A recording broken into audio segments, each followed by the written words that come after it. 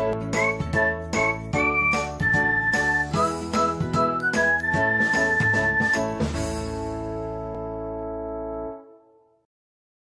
bismillahirrahmanirrahim. Assalamualaikum warahmatullahi wabarakatuh. Perkenalkan kami dari kelompok 3. Langsung saja, jadi kali ini kita diberi kesempatan untuk menjelaskan apa sesuatu di situs Odo gitu ya dengan aplikasi inventory.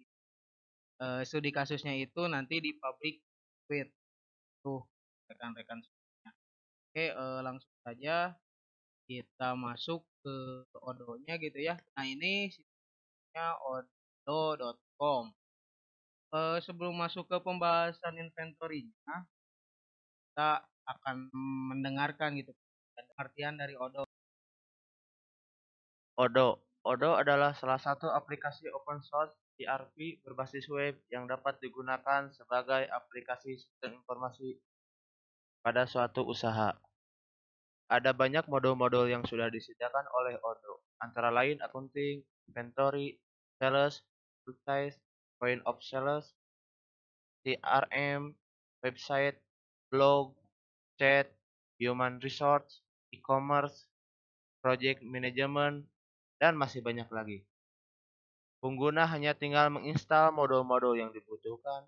Modul yang tersedia adalah standar sistem internasional. Selain sebagai aplikasi, Odo juga dapat berfungsi sebagai framework atau kerangka kerja bagi para pengembang perangkat lunak atau software developer. Setiap modul dapat dikustomisasi sesuai dengan Selanjutnya ini ada artian dari inventory. Inventory adalah bahan atau barang yang penyimpanannya digunakan untuk tujuan-tujuan tertentu. Pasti setiap perusahaan melakukan kegiatan usaha ini untuk memiliki persediaan baik barang ataupun bahan. Keberadaannya tidak bisa dianggap sebagai beban atau liability karena dapat menyebabkan pemborosan atau waste, tetapi bisa dianggap sebagai kekayaan atau aset yang dapat dicairkan dalam bentuk tunai. Pengelolaan persediaan menjadi serangkaian proses untuk menentukan tingkat persediaan yang dapat dijaga.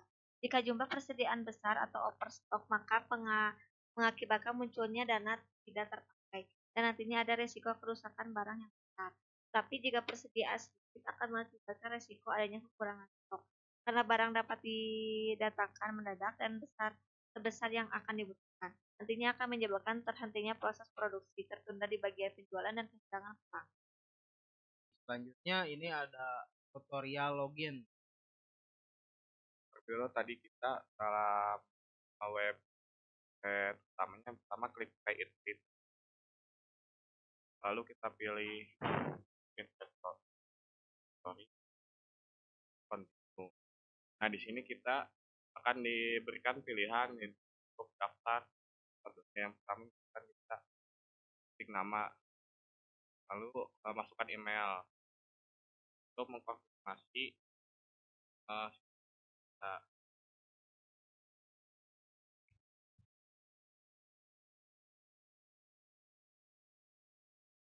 nomor telepon, cara tadi yaitu jumlah orang dalam perusahaan kan 5 orang. Ini untuk mari invest sebagai pelajar atau sebagai peserta atau lainnya kita memilih sebagai pelajar. Jadi kita menginvestasikan lalu klik start now. Nah, ini kita sudah memasuki situs Odo tersebut.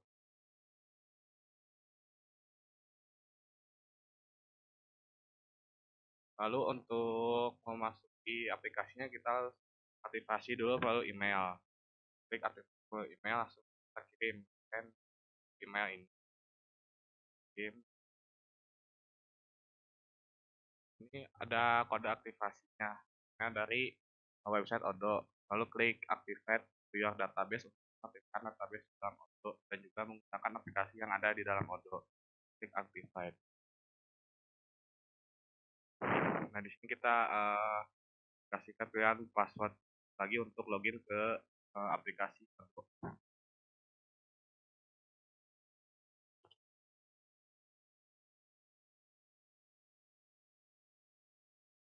seperti ini, kita tinggal kembali ke menu ke halaman selanjutnya, terus di refresh. Nanti database akan bisa bertahan lebih dari 4 jam. Kemudian kita lihat stok persediaannya ya, atau inventory-nya.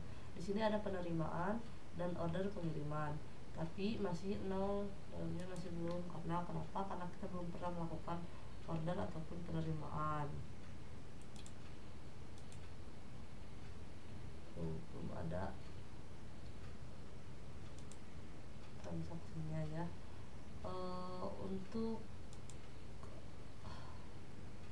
Untuk adanya order pengiriman dan penerimaan, maka ada beberapa aplikasi yang harus diinstal sebelumnya, yaitu penjualan. Kita harus memasang aplikasi penjualan atau modul penjualan, dan juga pembelian atau purchase. Nah, ini langsung terpasang. Kemudian yang kedua, pembelian.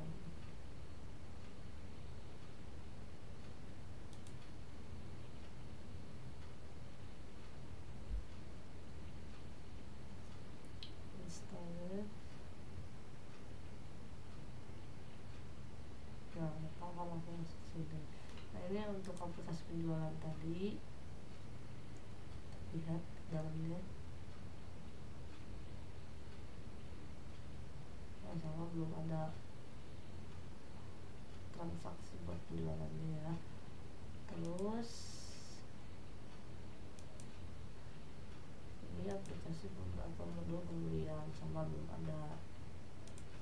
Nah, sekarang ini modul penagihan ya, include sama penjualan.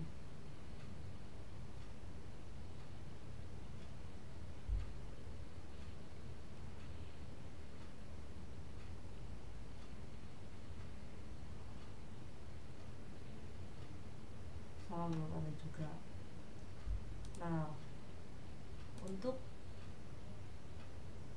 melakukan penjualan, pembelian, ataupun menyimpan barang di inventory, kita harus memiliki barang atau produk terlebih dahulu sebelum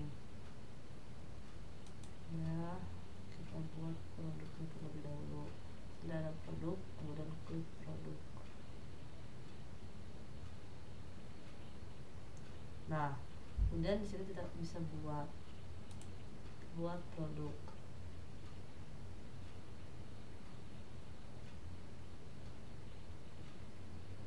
Sini nama produknya, misalnya kita kan ini itu pabrik biskuit, jadi kita bikin biskuit coklat.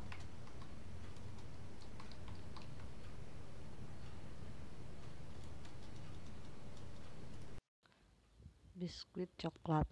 Nah, terus kemudian ini di bawahnya ada 2 checkbox, yaitu dapat dijual dan dapat dibeli. Fungsinya itu jadi kalau kita mau misalkan si produknya itu apa namanya, produknya itu teh cuman bisa dijual aja gitu, maksudnya cuman bisa dijual aja, jadi kita itu nggak beli dari manapun, jadi kita memproduksi sendiri, otomatis kan tidak dapat tidak dibeli tapi dapat dijual gitu. Jadi yang dapat dibelinya dihapus. Kemudian kalau tidak dapat dijual, misalkan kita itu mau memproduksi, kan kita butuh komponen. Nah, kita itu misalkan mau beli komponennya, tapi kan komponennya tidak dijual buat produksi kita, maka dapat dijualnya tidak di checklist. Nah, seperti itu. Kemudian ini tipe produknya. Nah, di sini ada produk konsumsi. Produk konsumsi itu adalah produk yang makanan yang harus langsung dikonsumsi. Jadi seperti makanan yang mudah basi gitu. Jadi harus langsung dikonsumsi. Kemudian ada jasa dan storable produk, dan biskuit ini termasuk ke storable produk karena bisa didiamkan gitu. Kemudian kategori produknya kita bisa bikin di sini ya. Nah, misalkan kategorinya itu kita ganti jadi makanan.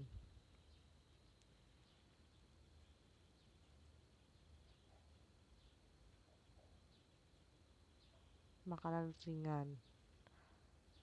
Nah, kemudian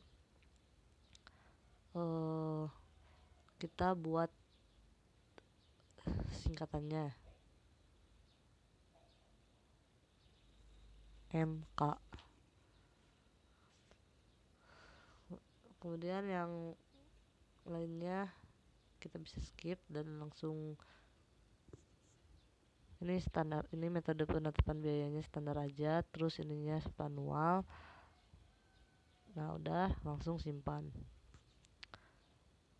Nah, jadi kategori produknya makanan ringan. Kemudian referensi internalnya, ini kan biskuit coklat, kita bisa bikin singkatnya jadi BC.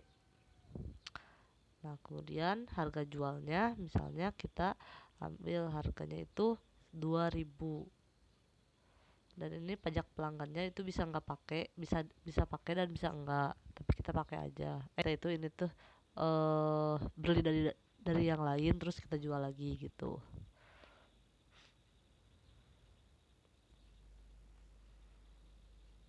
Kemudian modalnya misalkan 1.500.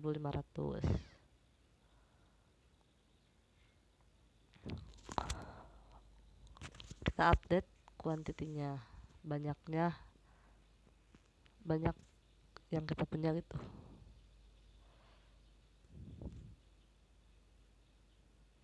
Misalkan kita punya stok 500 sebelumnya, terapkan. Nah, udah ya. Jadi sekarang kita sudah punya produk, tinggal simpan. Ini juga bisa disunting, bisa diedit ya.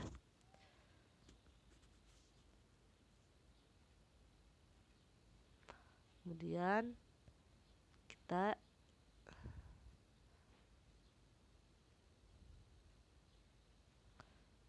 nah ini dia, ini gudang ya. Jadi kan ini teh ceritanya gitu, kita teh kan pabrik biskuit, jadi ini teh kita teh gudangnya. Nah, jadi kalau misalkan kita buka cabang baru, kita tinggal tambah aja gitu buat gudangnya. Misalkan kita buka cabang di mana, tinggal buat terus tambah nama gudangnya. Nah, kemudian sekarang kita akan mencoba buat melakukan penerimaan ya. Penerimaan berarti kita melakukan dulu pembelian. Pertama buat dulu pemasoknya, buat dulu vendor-vendornya ya. Pertama kita masukkan nama vendor, nama pemasoknya. Misalkan aku ambilnya PT Coklat Baru. Kemudian ini bisa diisi ya company address dan lain-lainnya.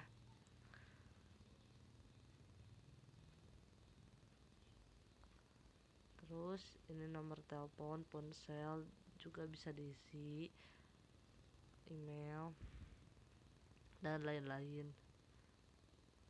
Nah,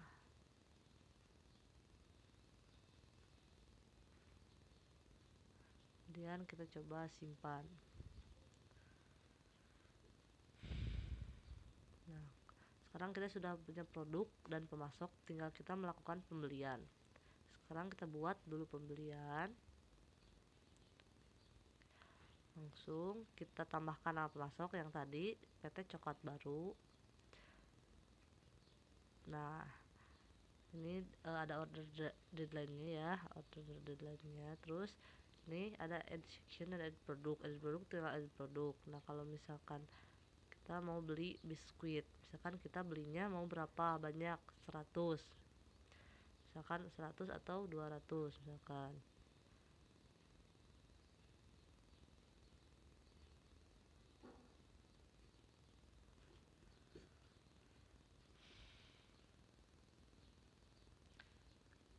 Kita coba 200. Kemudian harga satuannya kan tadi 1.500 harga belinya, pajaknya 10 totalnya. Nah, jadi totalnya itu menjadi total sebelum ada pajaknya 300 dan setelah kena pajak ditambah 30 pajak jadi 330. Kemudian kita bisa kirim sebagai email ke si vendornya, ke si PT coklat barunya. Misalkan kita simpan dulu, misalkan kita teh mau tawar menawar nih, nah bisa lewat email ini, tampilannya seperti ini. Atau misalkan kita mau ada apa bilang ke si PT coklatnya, kita bisa melalui email ini. Kemudian konfirmasi order. Nah, sekarang kita bisa lihat di sini ada satu penerimaan. Kita bisa langsung lihat di sini. Dan juga kita validasi dulu terlebih dahulu. Kita bisa juga lihat di sini tuh. Di sini di penerimaan ada satu dalam proses. Nah, kita bisa lihat di sini di inventory-nya ya. Di inventory penerimaan.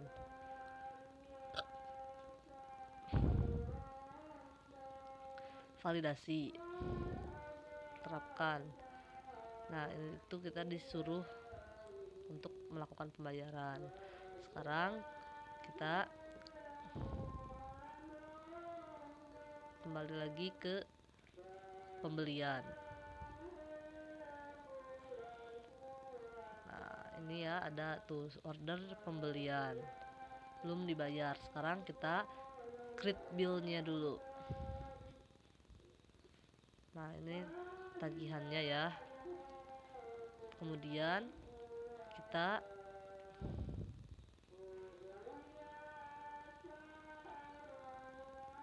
konfirmasi. Oh iya, ini belum ditambahin ya si tanggal tagihannya, jadi kita harus sunting terlebih dahulu si tanggal buat tagihannya. Misalkan kita masukin tanggal tagihannya itu tanggal 26.